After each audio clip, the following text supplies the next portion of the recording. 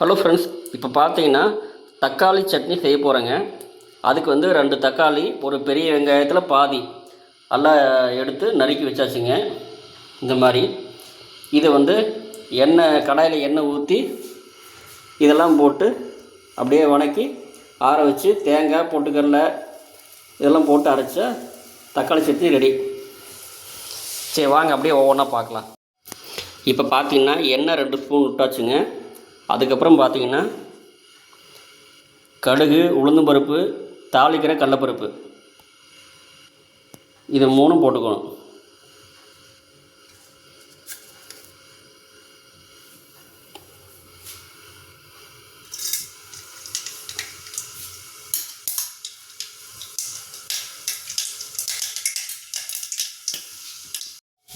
இப்போ எண்ணெயில் உளுந்தம்பருப்பு, கடலப்பருப்பு, சீரகம், மிளகு இதெல்லாம் போட்டுக்கிறேங்க.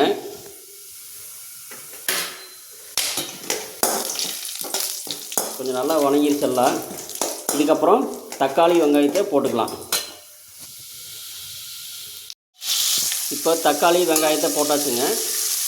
நல்லா கொஞ்சம் வணங்கட்டு. இது வந்து பார்த்தீங்கன்னா இட்லி தோசைக்கு தக்காளி சட்னி வச்சு சாப்பிட்டா சூப்பராக இருக்குங்க. நைட் டைமு நாங்கள் வீட்டில் வந்து எப்போவுமே டிஃபன் தான், இட்லி தோசை. ஏதாவது ஸ்பெஷல் பண்ணோன்னா பூரி சப்பாத்தி பண்ணுவோம். இன்றைக்கி வந்து இட்லி தான் பண்ண போகிறேன். அதுக்கு வந்து பார்த்திங்கன்னா தக்காளி சட்னி ரெடி ஆகிட்டு இருக்குது. மிளகாய் பார்த்தீங்கன்னா ஒரே ஒரு வரமிளகாய் போட்டுக்கிறேங்க. அதுக்கு மேலே போட்டால் காரம் ஏறிடும். தக்காளி வெங்காயம் ஒரே ஒரு வரமிளகாய். அதுக்கு முன்னாடி எண்ணெயில் கடுகு, உளுந்தம்பருப்பு, சீரகம், மிளகு இதெல்லாம் போட்டு செவந்ததுக்கப்புறம் தக்காளி வெங்காயத்தை போட்டு மிளகாய் போட்டு நல்லா வணக்கணுங்க. அது எப்படி வணக்கணும்னா தக்காளி வந்து நல்லா அப்படியே கொஞ்சம் கசகசன்னு வர மாதிரி நல்லா வணங்கிடும் தக்காளியில். அப்போ தான் சட்னி ஆட்டுறதுக்கு டேஸ்ட்டாக இருக்கும். ஹலோ ஃப்ரெண்ட்ஸ், பார்த்தீங்கன்னா தக்காளி சட்னிக்கு தக்காளி எல்லாம் ரெடி ஆகிட்டு இருக்குதுங்க.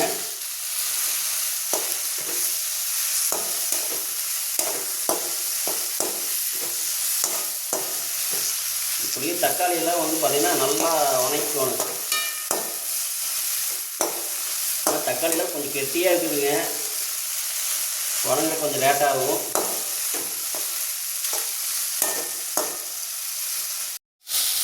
இப்போ பாருங்கள் தக்காளியெல்லாம் கொஞ்சம் நல்லா வணங்கிருச்சு. கொஞ்சம் கசகசன்னு அப்படியே தண்ணியாட்ட இருக்கிற மாதிரி இருக்குது பாருங்கள். தக்காளியெல்லாம் அப்படியே கொஞ்சம் வரன்னு இருந்தது.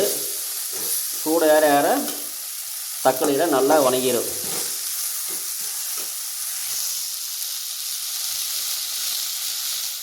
ஃப்ரெண்ட்ஸ், அவ்வளோதாங்க. தக்காளி நல்லா வணங்கிடுச்சுங்க. தக்காளி வெங்காயம் மிளகாலாம் நல்லா போட்டு நல்லா வணக்கியாச்சு.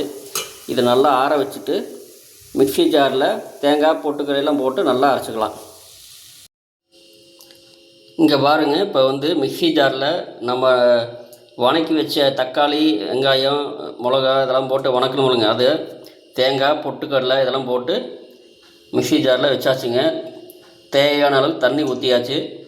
உப்பு கொஞ்சம் போட்டு நல்லா அரைச்சோம்னா தக்காளி சட்னி ரெடி.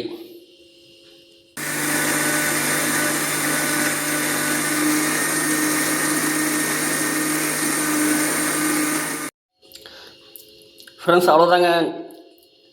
தக்காளி சட்னி ரெடி ஆயிடுச்சுங்க. நல்லா அரைச்சாச்சு. இதை வந்து ஒரு சின்ன குண்டாவில் நம்ம போட்டு வச்சுக்கலாம். ஃப்ரெண்ட்ஸ், இங்கே பாருங்க, அருமையான தக்காளி சட்னி ரெடி ஆயிடுச்சு. பார்க்க சூப்பராக இருக்குதுங்க. இந்த சட்னி வந்து பார்த்திங்கன்னா இன்றைக்கி இட்லிக்கு சைட் டிஷ்ஷாக தொட்டு சாப்பிட போகிறோம்.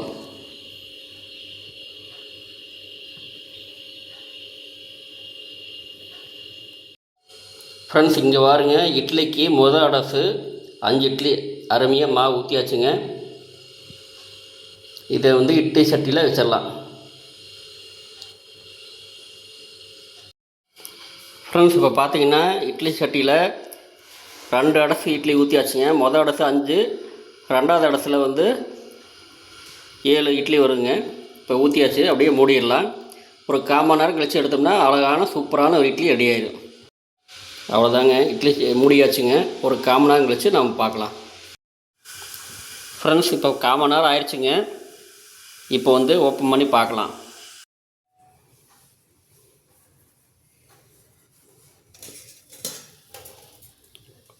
சூப்பராக வந்திருக்குதுன்னு நினைக்கிறேன். அப்படியே பொசு பொசுன்னு வந்திருக்குதுங்க. நல்லா அருமையாக வந்திருக்குதுங்க. ஓகே, இந்த இட்லியை ஒரு பேசனில் நம்ம போட்டு வச்சிடலாம். ஃப்ரெண்ட்ஸ், இப்போ பார்த்தீங்கன்னா ஆவி பறக்க பறக்க சூடான சூப்பரான இட்லி ரெடி ஆயிடுச்சுங்க. இந்த இட்லிக்கு தொட்டுக்க வந்து பார்த்திங்கன்னா தக்காளி சட்னி. ஓகே ஃப்ரெண்ட்ஸ், இப்போ இட்லி பிளேட்டில் போட்டு தக்காளி சட்னி ஊற்றி டேஸ்ட் எப்படின்னு சொல்கிறேன். ஹலோ ஃப்ரெண்ட்ஸ், இப்போ பார்த்தீங்கன்னா பிளேட்டில் இட்லி தக்காளி சட்னி வச்சாச்சுங்க. சாப்பிட்டு பார்த்துட்டு டேஸ்ட் எப்படின்னு சொல்கிறேன்.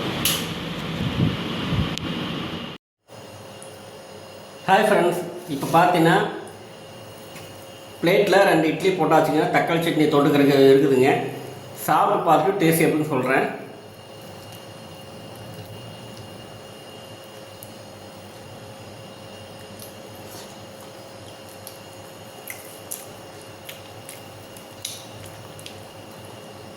அடடம், அருமையாக இருக்குதுங்க. உப்பு காரம் எல்லாம் சூப்பராக இருக்குது. ஏன்னா வர மிளகா ஒன்று போட்டுங்க, அதுதான் காரத்துக்கு கரெக்டாக இருக்கும். எப்போவுமே இந்த தக்காளி சட்னி வந்து இட்லி காம்பினேஷன் சூப்பராக இருக்கும்.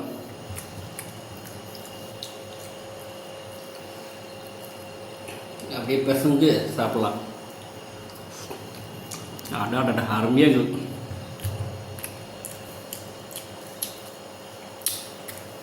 இட்லி நல்லா பொது பொதுன்னு சூப்பராக வந்துருச்சுங்க. சாப்பிட்றதுக்கு நல்லா இருக்குது.